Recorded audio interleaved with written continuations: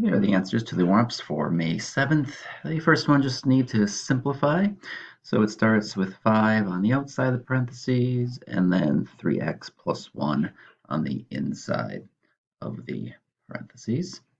And this, of course, just distributive property.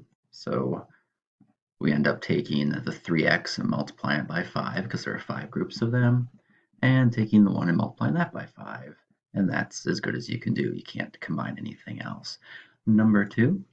Write the linear equation from the table. So the coordinates are mixed around, but we can still find what the equation is. So I'm just going to choose any two coordinates. Let's go -2 and -13. And the other coordinate will be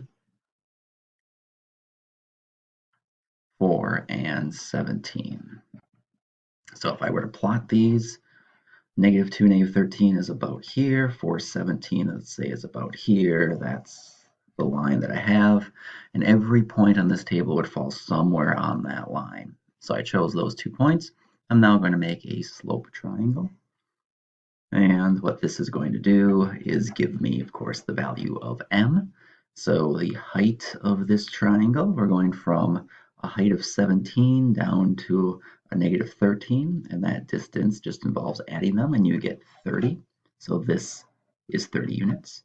And then the width of this goes from -2 to 4, so that's 6 units. And you just do rise over the run, which of course will divide out to get 5. And you can see it's increasing, so it's a +5. So my equation, y equals 5 times x, and then I have to add on the y-intercept. To add on the y-intercept, we have a couple ways of doing this. Let's do the algebraic way. So let's take another coordinate from our table. Let's go 10, 47. And what that means is I'm going to replace every x with 10 and every y with 47. In this case, it's just 110 and 147. So I have 47 equals 5 times 10 plus b. You can see now I can easily solve for the y-intercept. So 5 times 10 is 50.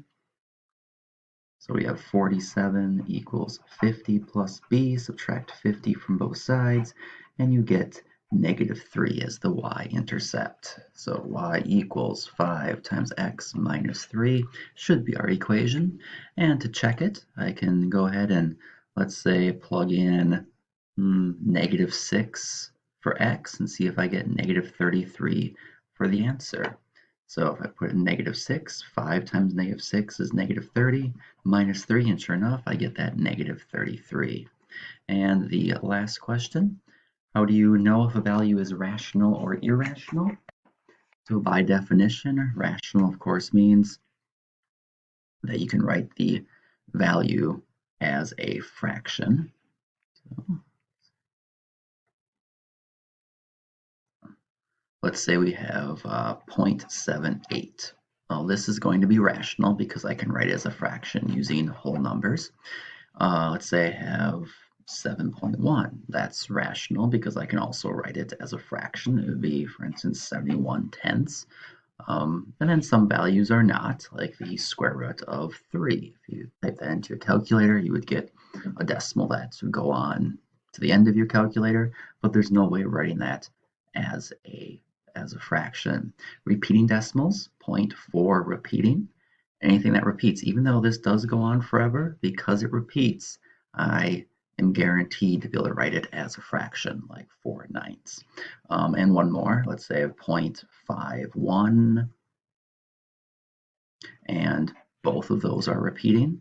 Well, that's because we have two numbers repeating. I put 2 9s in the denominator, write the 5/1, and this would be the fraction of that repeating decimal. So again, any decimal that repeats can be written as a fraction and therefore is rational.